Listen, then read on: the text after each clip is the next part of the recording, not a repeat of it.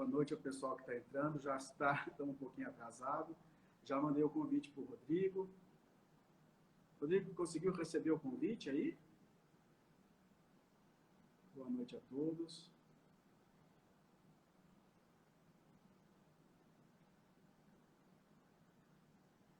Rodrigo, eu já te convidei 2 vezes.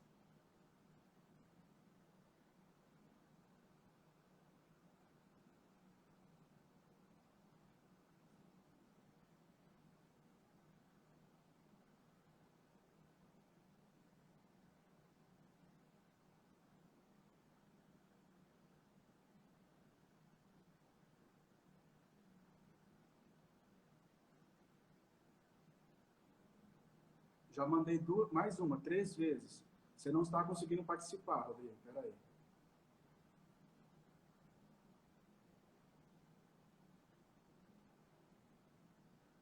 Quarta vez que eu mando para você. Vai, vê se você recebe aí.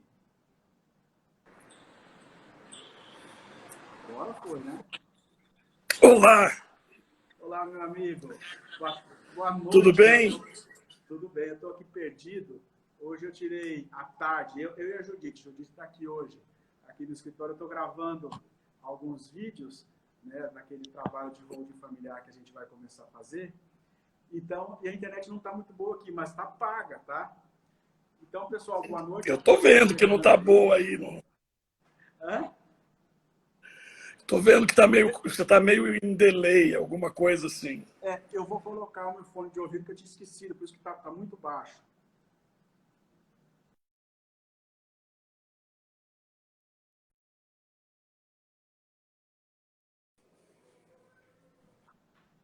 Você está conseguindo ver?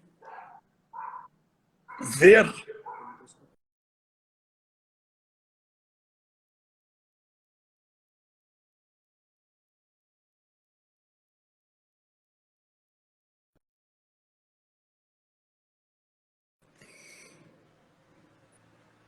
Ou tá ruim?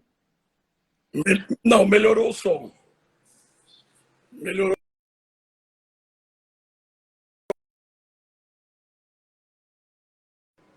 Você está bem aí? Hã? Tá me ouvindo? Tô. Melhorou agora? E você me ouve, me vê? Hã? Eu ouço e te vejo. Está dando um delay que eu não sei se é aí ou se é aqui. Eu acredito que seja aqui. É lógico que é aí. Aqui em Moçambique não tem essas coisas. Pessoal, vocês dá o coraçãozinho aí só para ver se vocês estão conseguindo nos ouvir direitinho, para a gente ter essa noção. Só para a gente ter essa ideia. Não está travando mais aí não, Rodrigo? Não. Mas também não estou vendo nenhum coração, então eu estou achando que ninguém está te ouvindo. Não tem nenhum coração aqui. Eu vou acenar para ver se... Pessoal que está nos ouvindo, faz um coraçãozinho aí, manda um coraçãozinho para a gente ter ideia se todo mundo está ouvindo, se todo mundo está vendo. Bom, o pessoal está entrando. Bom, a Márcia está ouvindo. Pessoal, se vocês estiverem vendo, ouvindo, nos avise. Bom. Você está pelo computador ou pelo celular? Eu estou pelo celular, no 4G. 4G. Mas 4G na sua... Bom, porque a internet aqui é muito boa, então não funciona bem. Não vou comentar. É que choveu hoje. Bom, o pessoal está vendo, Rodrigo? Bom, pessoal, hoje nós vamos falar sobre a história dos povos eslavos. Tem algumas questões que eu quero perguntar para o Rodrigo aqui, mas eu vou devagar. Nós não combinamos nada hoje. Bom, eu estou aqui com meu amigo Rodrigo, professor universitário e autor de livros, né? Pelo menos o nosso último livro foi o do César, que nós fizemos a live anterior. Eu sou advogado, estou aqui em São José do Rio Pardo, no escritório hoje, vocês estão vendo que está um pouco diferente, né? E seja bem-vindo, Rodrigo. Obrigado, João. Boa noite a todos que nos ouvem aí. Obrigado sempre pelo apoio, pela amizade de décadas, né? A gente já pode dizer isso. E nós vamos falar hoje sobre a história dos povos eslavos, a gente não dividiu, né, João? A gente não dividiu até quando a gente vai tratar dos temas. Eu acho que, eu não sei, enfim, talvez até a formação do Império Russo, ou deixar para falar da Rússia numa próxima Então, live. a ideia não é trazer a questão da Rússia, tá? Mas sim a formação dos povos, né, eslavos, basicamente dos ucranianos, né? E até a formação do Estado russo. Eu acho que a gente poderia ficar nesse período aí, né, e falar aí dessa questão. Porque, antes de mais nada, Rodrigo, a Rússia é eslava? Não. A Rússia, ela é parcialmente eslava, né?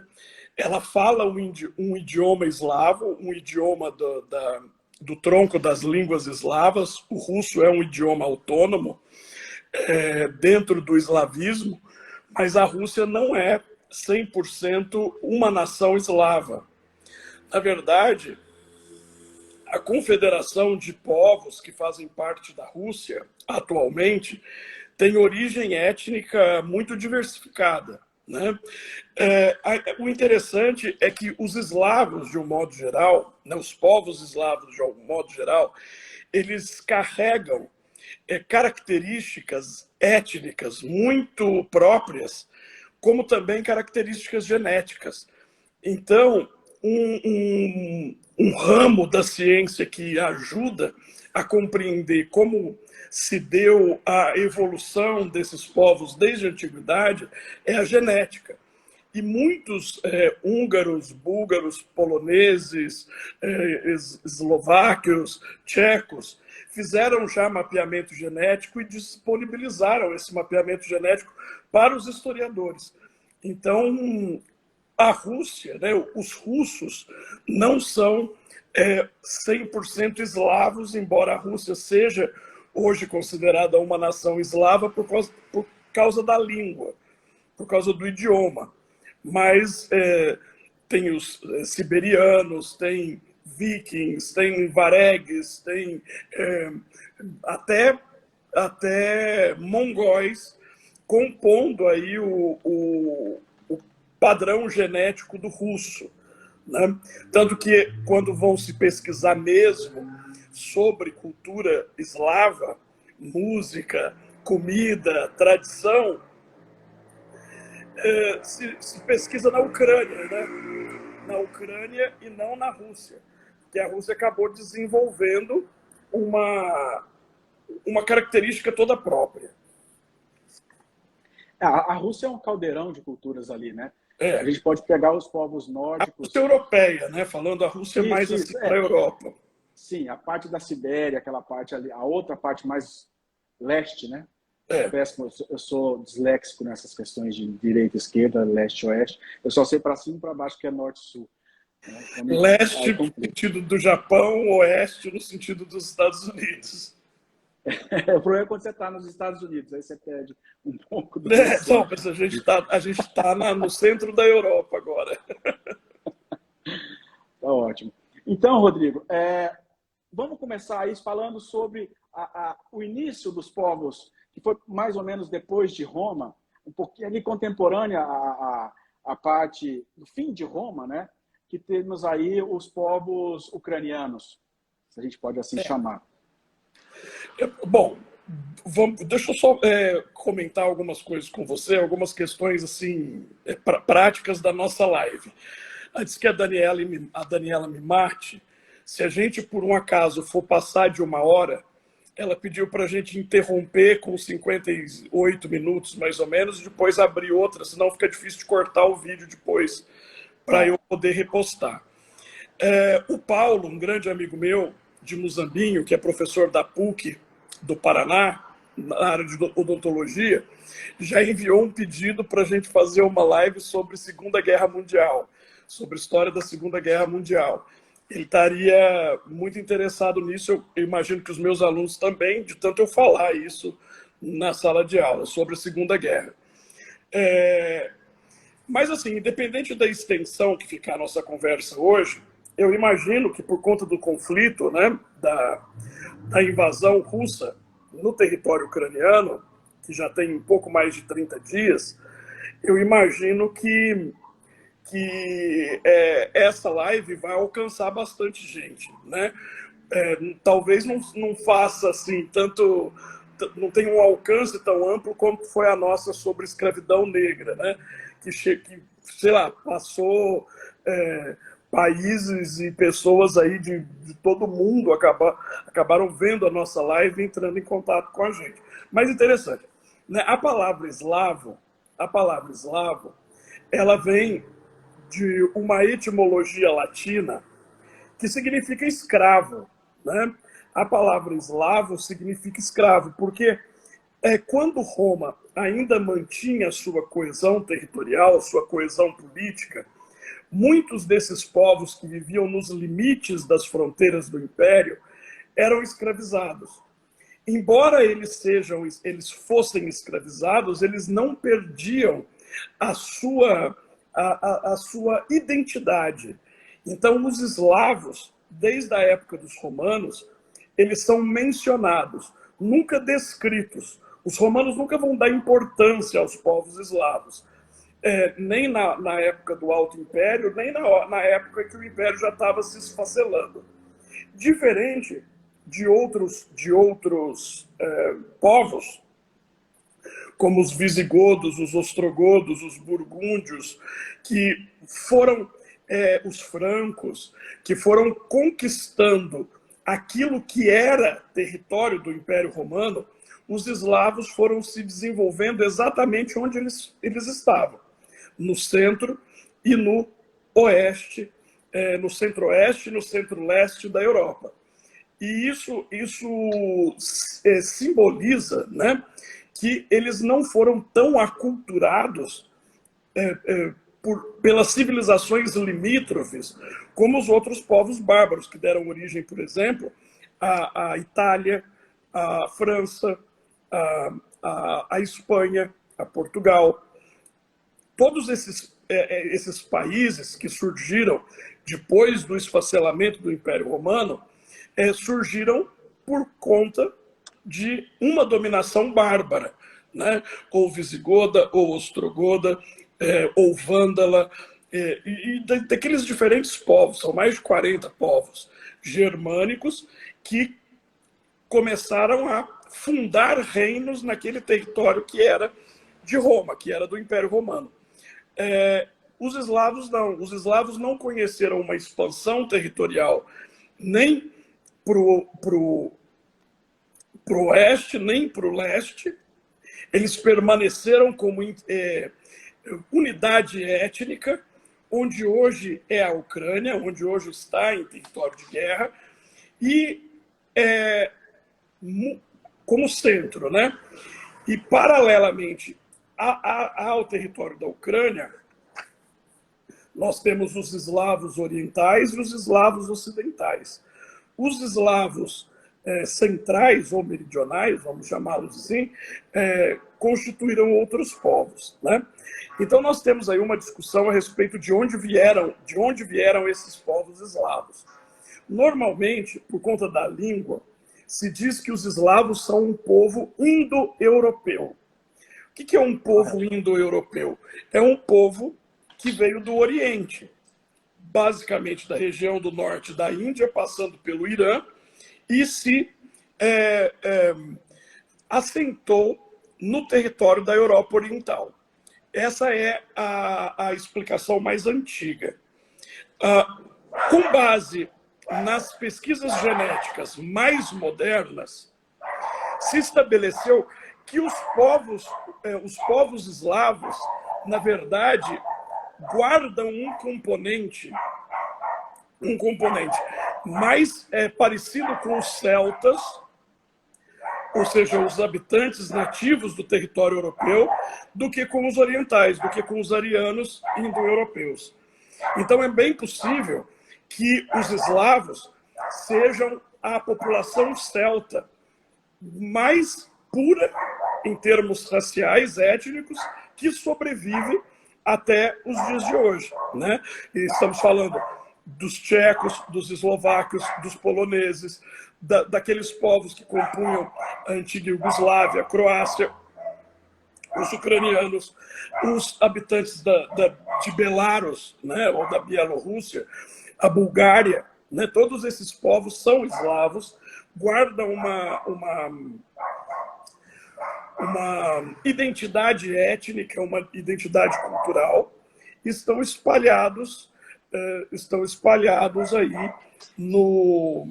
nesse território chamado Eurásia.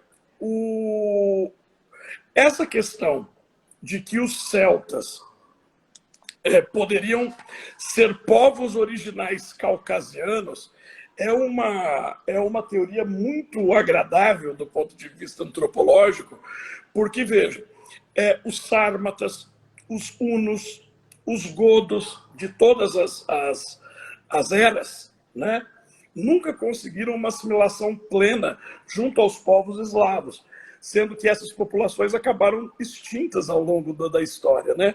Não se vê mais uma população una, uma população gótica, né? A não ser nós, né? Que somos descendentes de pessoas que vieram da Península Ibérica, né? De portugueses e espanhóis.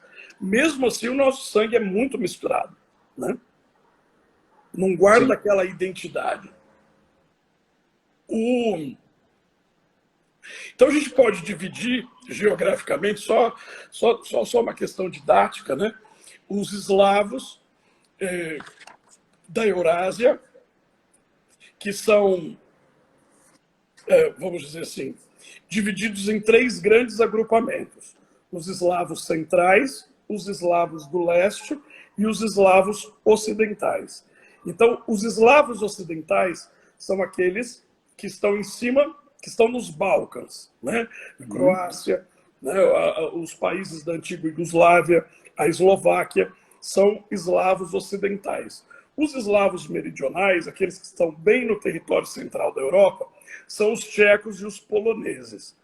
E os eslavos orientais, que são os que têm mais território, seriam os ucranianos, os búlgaros, os húngaros e os bielorrussos. Esses seriam os eslavos orientais. E é a partir do Império Eslavo Oriental, estabelecido no século X, que, na sua conquista ao norte, a gente vai falar disso, né, que se estabelece o Principado, primeiro o Grão-Ducado e depois o Principado de Moscou. Mas isso bem depois o que vai se tornar a Rússia e o Império Russo. Rodrigo, só para a gente situar aqui de novo, repete essa questão do nome que você está dividindo aí, geograficamente, a distribuição desses povos. É o centro, o oriental... O centro, que é o que está mais próximo do centro da Europa, né? Que são os tchecos e os poloneses. Veja que a Polônia e a República Tcheca, hoje, estão grudadas na Alemanha, né? A Alemanha é o centro da Europa por excelência. E esses 2 países estão lá, né? Até uma grande parte do território polonês esteve em domínio alemão durante muitos anos, o território da Pomerânia. Hoje, a Pomerânia voltou a ser da Polônia, né? Da onde a Pomerânia aqueles cachorrinhos horrorosos. Mais conhecida como Lulu da Pomerânia. Lulu, né? Da Pomerânia. Hoje é um território da Polônia, mas que teve sob o domínio da Alemanha durante muito tempo. Então, a Polônia e a República Tcheca no centro. No ocidente, os povos que estão acima da Grécia e da Macedônia, Croácia, Eslováquia, e os Balcãs de uma forma geral, né? Aqueles Sérvia, Montenegro, tudo que está acima da Grécia, e os orientais, aqueles que chegaram ao seu domínio mais para o leste, que foram os ucranianos, os principais, né? Os búlgaros, os húngaros e os belorrussos. Só para a gente falar dos nomes atuais, né? Os nomes que esses povos levam atualmente. E por essa questão, né, de que os eslavos seriam celtas, nós traçamos também uma identidade genética entre os eslavos e os gregos. Uma questão que não é muito abordada, né? Porque os gregos, que desenvolveram toda aquela civilização micênica, minoica, das mitologias, enfim, os gregos eram descendentes dos celtas. A palavra celta, em grego, keltos, significa estranho, né? Então, tudo que é estranho era chamado de celta. E esses povos eles vão se desenvolver nessas regiões, né? Ou teoria tradicional, vindos do Irã, pelo Irã, né, da Índia, pelo Irã, chegando à Europa, ou sendo populações nativas mesmo da Europa, que se desenvolveram culturalmente diferente dos romanos e dos povos que se tornaram parecidos com os romanos, né? Certo. Uma questão que pode aparecer para a gente, João, é a questão da Romênia. Porque, você veja que todas as vezes que a gente liga na CNN, a gente vê o mapa da guerra, né? Tem o território russo, o território da Ucrânia, onde as tropas russas estão invadindo, e os ucranianos e as rotas de fugas usadas pelos ucranianos. Então, os ucranianos estão indo para a Moldávia, estão indo para a Romênia e estão indo para a Polônia. Ou seja, eles estão indo para o leste. Os refugiados, que são mais de 4 milhões hoje, já na realidade de hoje. A Romênia não é eslava. Ela é cercada por povos eslavos, mas a Romênia, ela não é eslava. A Romênia tem uma identidade própria e os romenos são descendentes dos dácios que foram romanizados. Então, eles também falam o latim, né? O latim falado na Romênia é o romeno, assim como o latim falado no Brasil é o português, mas são derivações do latim, né? Os eslavos nunca falaram latim. Os eslavos ocidentais e centrais utilizam o nosso alfabeto. Você já percebeu isso? Que eles adotam o nosso alfabeto. Reparado. Mesmo que a gente não entenda nada, né? Por exemplo, as línguas consideradas mais difíceis de serem aprendidas no mundo são eslavas, o búlgaro e o húngaro, né? E que adotam o nosso alfabeto. Eles escrevem mas assim, com 13 consoantes, uma atrás da outra. Eles não sabem nem como pronunciar uma palavra dessa. Os eslavos do Oriente, os ucranianos até a Rússia, eles têm um alfabeto próprio, que está muito na mídia divulgado aí nos nomes das cidades, nas placas, indicando, que se chama alfabeto cirílico, que foi criado por São Cirilo, que foi um padre gótico, um padre godo, ou gótico, que foi catequizar os eslavos. Como ele não conseguia comunicação, ele foi criando um alfabeto que hoje é o alfabeto básico para quem estuda ucraniano e quem estuda russo. Perfeito. Bom, como é que está a voz aí? Não, está bem. Eu falei a questão da Romênia, né? Então, a centralização dos povos eslavos se dá através dos 2 mares orientais da Europa, o Mar Negro e o Mar Cáspio, e toda aquela população que se desenvolve ao lado desses grandes lagos, que são chamados de mares, né? E a história desses povos é a história da conquista e dominação desses territórios entre mares, entre o Mar Negro e o Mar Cáspio. Veja, são regiões que hoje estão vivendo essa questão da guerra, mas são regiões muito bonitas, né? São regiões muito bonitas e que guardam uma cultura imensa, principalmente porque foram os eslavos orientais, né? Os ucranianos, os belorussos, foram os eslavos orientais os últimos povos da Europa a se tornarem cristãos. Isso no século XV.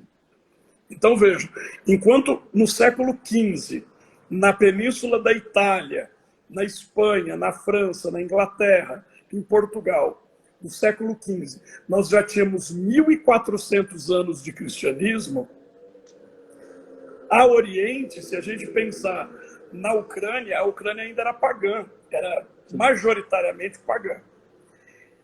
E ainda guarda, o povo ucraniano ainda guarda uma tradição pagã muito profunda.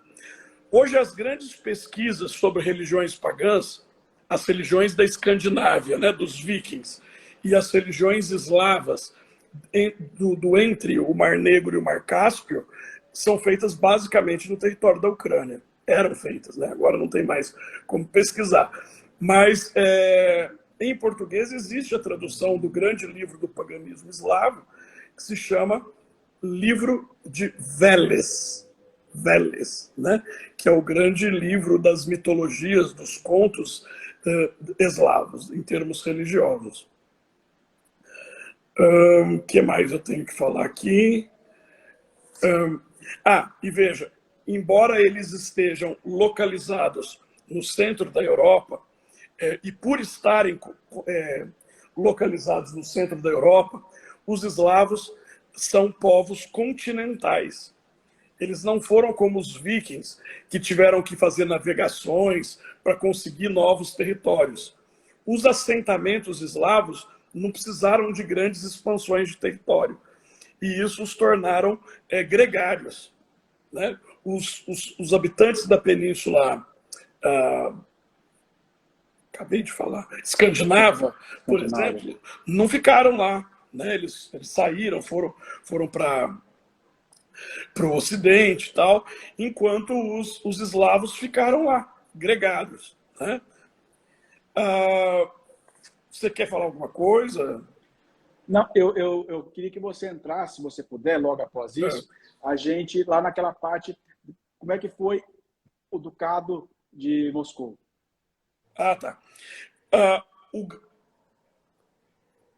Veja, toda a cultura eslava, do século IV até o século X, portanto 600 anos, se concentrou, a grande cabeça eslava era o ducado e depois elevado a principado de Kiev, a cidade de Kiev, que hoje é a capital da Ucrânia. O principado de Kiev desenvolveu um império a partir de Kiev, um grande império. E esse império, ele ficava entre outros dois povos extremamente complicados de se lidar, de se ter como vizinho. Embaixo dos ucranianos aqui de Kiev, nós tínhamos o Império Romano Bizantino, né, o Império Romano Oriental. Ao ocidente, nós tínhamos o Sacro Império Romano, que era uma união de tribos germânicas para restaurar a glória de Roma. E a norte, onde hoje começa o território da Rússia e o território de Moscou, nós tínhamos a invasão dos varegues. Quem eram os varegues? Eram os vikings escandinavos, finlandeses, suecos, dinamarqueses, que queriam chegar... Os dinamarqueses são também? São. Os dinamarqueses são. Eles são varegues. Eles queriam chegar a Constantinopla. Mas para chegar a Constantinopla, que era a grande cidade, o grande cosmos, o ponto de comércio, o ponto de cultura, para chegar a Constantinopla, esses povos tinham que passar pelo Império de Kiev, pelo território dominado por Kiev.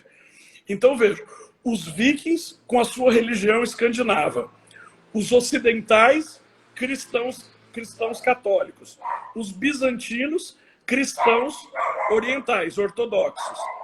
Os bizantinos como uma grande bolha ali no entrucamento da Eurásia, porque também estavam enfrentando pressões dos otomanos, dos turcos. Então os bizantinos estavam querendo ser destruídos pelos turcos e acima uma grande nação pagã, que nós vamos chamar de quievitas, ucranianos, que termos a gente vai usar? Porque não existia a noção da Ucrânia ainda, né? Não.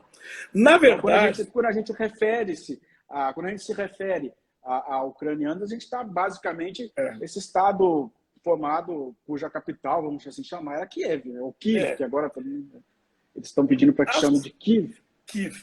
A cidade de Kiev já era, antes da sua conversão ao cristianismo, um grande centro metropolitano. Só que era um grande centro metropolitano pagão, né? Moscou ainda nem existia. Moscou era uma vila nessa época, no auge da civilização ucraniana, vamos chamar assim. E eles se autodenominavam de Rus. R-U-S. Rus. Eles se denominavam a si mesmos como Rus, né? E o que vai acontecer? Nessa situação geopolítica em que nós temos o Bizâncio, né, Constantinopla, sendo ameaçada pelos turcos, os varegues querendo chegar a Constantinopla, mas impedidos pelos ucranianos, impedido pelos Rus, pelos Kievan Rus, impedidos por esse pessoal, vão começar algumas alianças geopolíticas no século X. Veja, no século X, faltavam ainda 500 anos para Moscou se tornar uma cidade mais ou menos. E o grande geopolítico dessa época, que teceu vamos dizer assim, os acordos diplomáticos que capacitaram esses povos a sobreviverem, foi Volodymyr I, chamado de Volodymyr o Grande ou Vladimir I de Kiev, né? Foi um grande chefe militar que se uniu ao Império Bizantino, converteu-se ao cristianismo no século X. Então, até o século X, esses povos todos eram pagãos. Ele se converte ao cristianismo, impõe o cristianismo como religião para o seu povo, os kievitas, vamos chamar de kievitas, né? Os Kievan Rus, né? Os kievitas, formando uma grande aliança militar. Essa aliança militar vai se dar entre os kievitas, os ucranianos e os bizantinos. Assim, eles vão ter condições de guerrear contra os vikings, contra os bárbaros do norte, e oferecer apoio aos bizantinos para impedir a destruição de Constantinopla. Então, você veja que esse centro, né, sediado em Kiev, foi absolutamente importante para a manutenção da existência europeia nesse período do século X. Do século X ao final do século XIII, basicamente por 300 anos. E isso é muito importante, né? Vladimir o Grande vai expandir o território dos seus domínios ao norte. De Kiev, ele vai conquistar todo o território até a Finlândia, formando o grande império kievita ou grande império ucraniano. Esse império, ele vai, por N fatores, esse império aliado de Bizâncio, tá? Com o respaldo, com o apoio dos bizantinos. Esse império vai sobreviver por cerca de 300 ou 400 anos, vai chegar até a Finlândia e duas das suas, vamos dizer assim, das suas cidades principais ao norte para conter os nórdicos será Moscou e Novgorod, né? Esta região que hoje a gente chama de Rússia Europeia era chamada de território independente da Novogárdia, com sede em Novgorod.